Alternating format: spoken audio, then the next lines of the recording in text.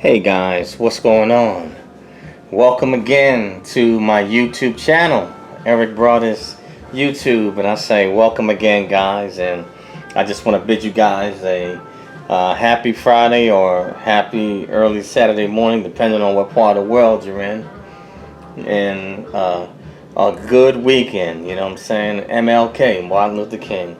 But anyway, guys, as you can see, I'm coming out with some military content, and in today's video, I just want to briefly cover the requirements for infantry, U.S. Army. And so, for those of you who are action junkies and you want to have your fill of action, but do it in the name of patriotism for your country, well, this right here, like this bud, this video is for you. All right, so starting with the infantry requirements, U.S. Army. All right. So now, in the infantry period, whether it's the Marine Corps or the Army, this is definitely not for the weak. Physically, not for the faint of heart. So if you're going to go into infantry, be ready to man up. But anyway, let's get into the requirements. All right.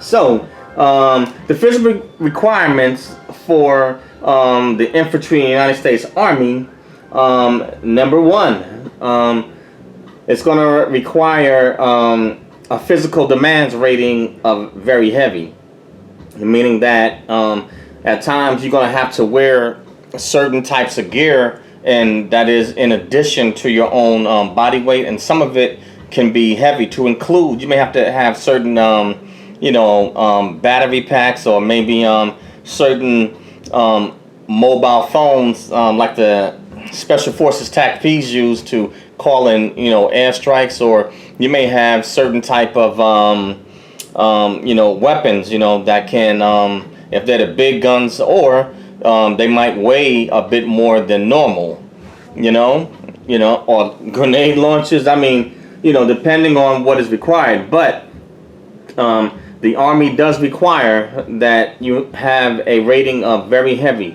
So infantry is definitely a career field that is definitely demanding physically, So don't go in there weak. All right. And then let's see, number two, a specific physical and medical profile. Now understand something about the United States Army. They obviously want definitely individuals that are normal, and they want healthy bodies.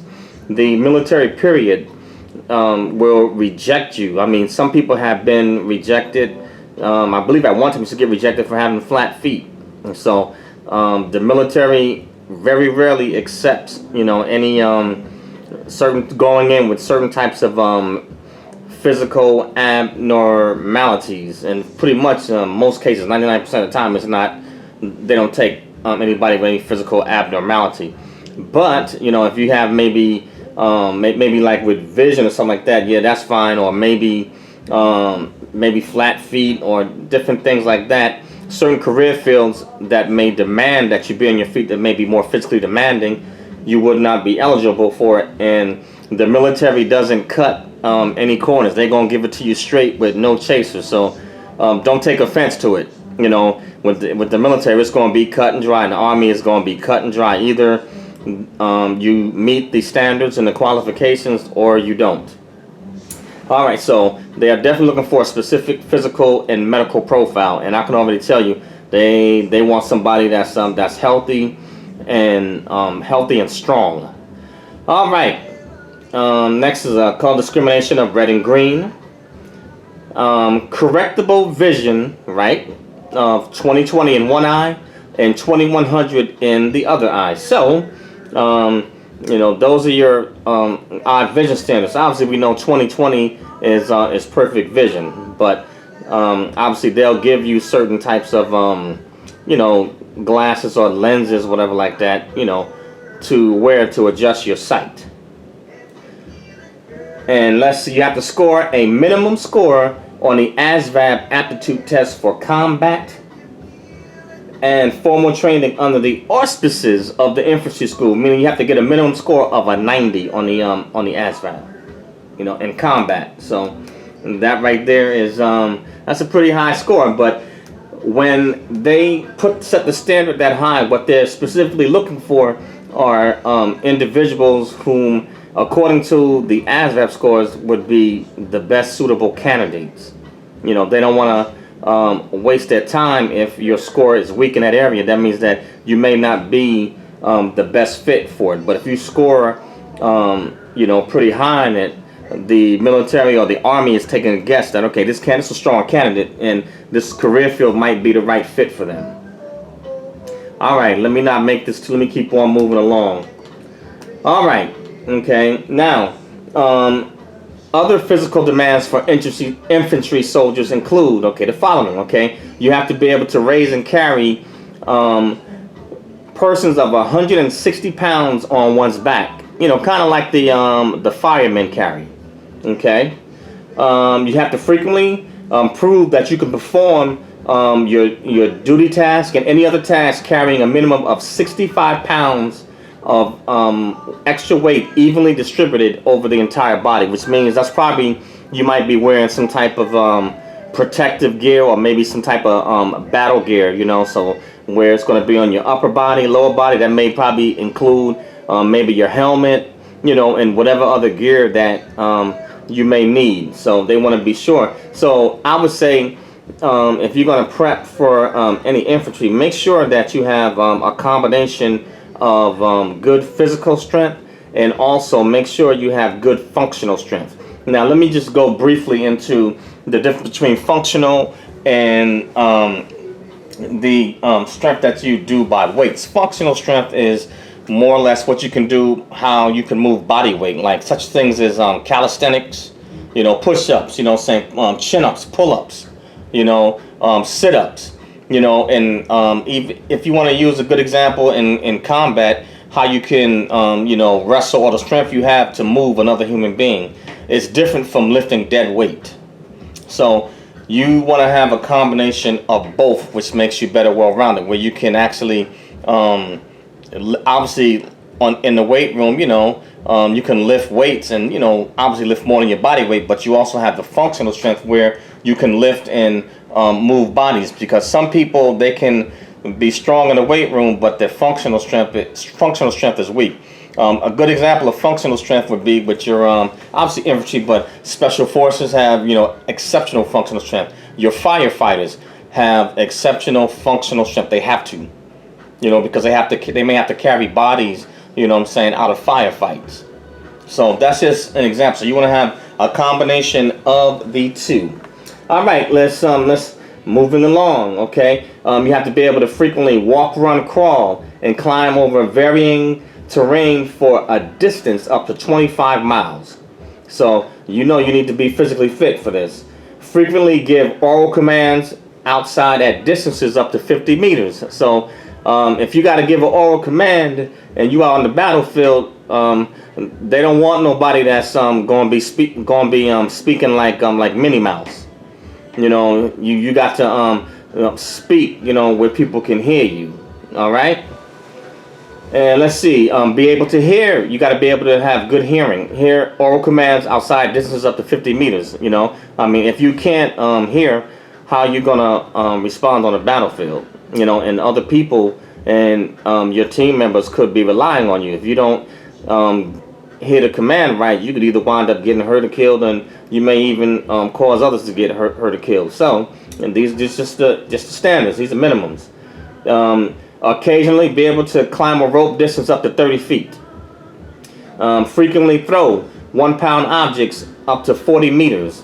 And then frequently visually identify vehicles, equipment, and individuals at long distances. So you pretty much got to have some good eyesight. All right. Let's see.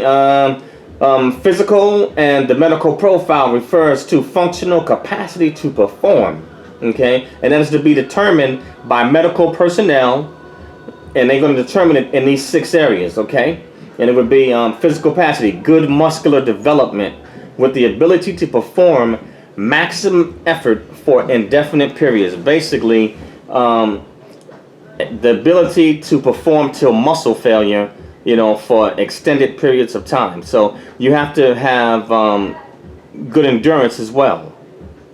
So you just can't be strong like you are in the weight room and just be anaerobically fit, but you also must have endurance, and definitely muscular endurance. Your body must have the capacity to continually get blood and oxygen to your muscles. So you definitely have to have stamina. All right.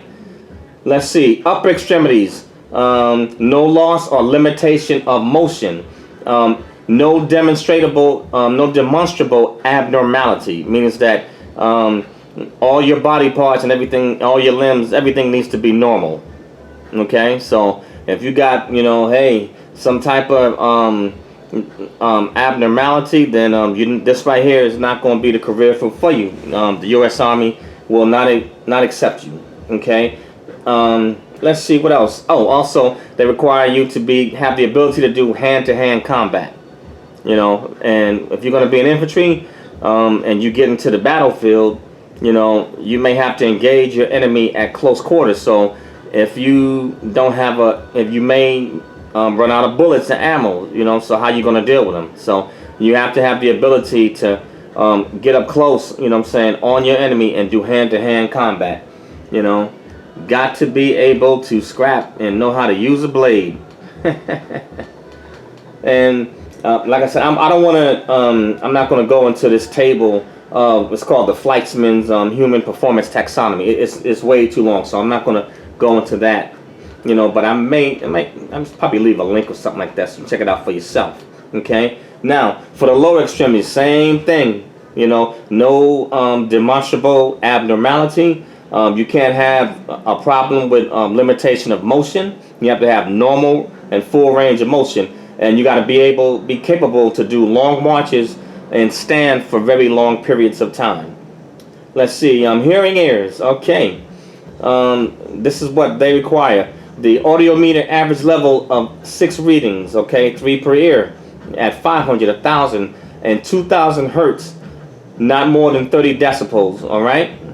With no individual level greater than 35 decibels at these frequencies, all right? And not more than 55 decibels at 4,000 hertz. But anyway, I don't want to go into all of that, but basically you need to have good hearing is what they're saying. You have to have good hearing so that you can hear. For your eyes and vision, they want to make sure, this is their standards for being able to see, if you want to say long-sighted. It's called distant visual acuity, and it can be corrected. Okay, this is their standards. Okay, 2040, 2070, 2030, 2100, or 2020, and 2400. And they want to be sure that mentally that you don't have any psychiatric problems, because the last thing you need, infantry by itself in combat is enough. So you don't need a crazy person out there with weapons, with grenades, rocket launchers and the whole nine out there. So you have to have a medical history that is clear of good mental health. But I believe that's enough right there for now. What I can do is I'll leave a link in the description so you can further read up on this stuff for yourself, because there's a lot more to chew on. But I just want to give you the requirements that you need in order to be an infantry soldier in the United States Army, and that right there is their minimum standards. Now they also, I believe, have a minimum and maximum height requirement. Minimum of 60 inches in height and a maximum of 80 inches in height. So 60 inches is like about what, 5 feet? So I'm guessing, let me see, what would 80 be? 6 feet something? Let me see, 60? Yeah, 60 is 5 feet. So you figure 10 inches. Let's see, 72 inches is should be 6 feet, I think. But anyway, they don't want you to be too tall either, not too short, but if you're too tall, you are an easy target on the battlefield. They can pick you off because you stand out. And so they want you within a certain range of height measurement. That way you can easily blend in and you can make certain maneuvers without being spotted by the enemy. But that right there is what I have for this video, and I delve into maybe a little bit more, or I'm definitely going to come up with the requirements for the United States Marine Corps, what their requirements are to be in infantry. But that is all I have, and again, the name of this video is requirements, infantry, U.S. Army. And the name of my channel is Eric Broadus YouTube. That's EricBrodus YouTube, or ericbroadusyoutube.com. So please subscribe to my channel. Tap that bell for any pod streams. Any live streams, any other podcasts, any other videos, and smash that like button. If you don't like it, hit the unlike button too, and leave comments. Let the dialogue with you. And I also have a podcast called Snacks Thoughts. That's SNAKZTHOUGHTS. Snacks Thoughts. You can find me on Anchor, Spreaker, Spotify, iTunes, Apple Podcasts, Radio PBM, and a host of other social media platforms. So please go over to Snacks Thoughts and subscribe, and join me over there too to hear what I have to say. But thanks guys for listening, and thank you to all my subs, and please share both Eric Broadus YouTube and Snacks Thoughts. Share it with your friends, enemies, frenemies, family, co-workers, cats, dogs, bats, cats, roaches, and rats. Let's share it and push it out, guys, all right? Thanks, guys, for listening, and I will see you on the next one. Peace.